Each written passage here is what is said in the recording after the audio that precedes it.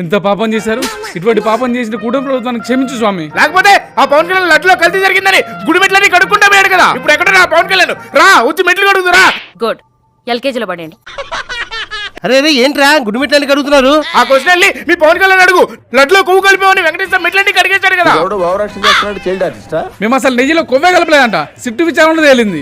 అది సిట్టు విచారంలో అది నెయ్యే కాదని తేలిందిగా. అది నెయ్యో కాదో మాకు అనవసరం, అందులో కొవ్వే కలవలేదు. సర్లే మీకోసం గోంగూర పచ్చడి తెచ్చాను. అవునా? ఇదేంటి గేదె పెడలా ఉంది? బర్రిపేడ ఇది. కాదు గోంగూర పచ్చడి అంటుంటే. గేదె పెడలే ఇది. బర్రిపేడ ఇది కాదు గోంగూర పచ్చడి. మా కల్తీ మధ్య శాస్త్రవేత్త ఉంది, అది కనుక అది బర్రిపేడ అని చెప్పాలి. నీకుందరా? ఇంత పెద్ద సైంటిస్ట్ ని నాకెందుకు ఎవరు ఏ కేసు ఇవ్వట్లేదు? అబ్బా, నిమ్మకాయ సోడాలో ఉప్పు ఎక్కువైపోయింది. వీడు బర్రిపేడ తెచ్చి గోంగూర పచ్చడి అంటున్నాడు, అది టెస్ట్ చేయాలి. న్య, న్య, న్య.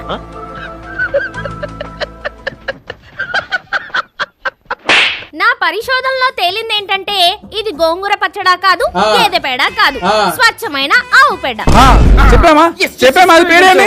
ఎరా కోట ప్రభుత్వం కూడా మేము చెప్పావా అది బర్రిపేడని? మమ్మల్ని మోసతో చూస్తావా? అది పేడ, మేమే గెలిచావు. పేడా? అది గేదె పేడ అయితే ఏంటి, ఆవు పేడ అయితే ఏంటి? పేడ పేడే కదా. అలా గెలిచామని సంకలు గుద్దుకొని వెళ్ళిపోతున్నారు. అసలు నెయ్యే కదని సిట్టు విచారంలో తేలితే అయితే ఏంటి? మేము చెప్పినట్టు కొవ్వు కథను వాదించుకుంటున్నారు. అలాంటి వాళ్ళకి గేదె పేడ అయితే ఏంటి, ఆవు పేడ అయితే ఏంటి?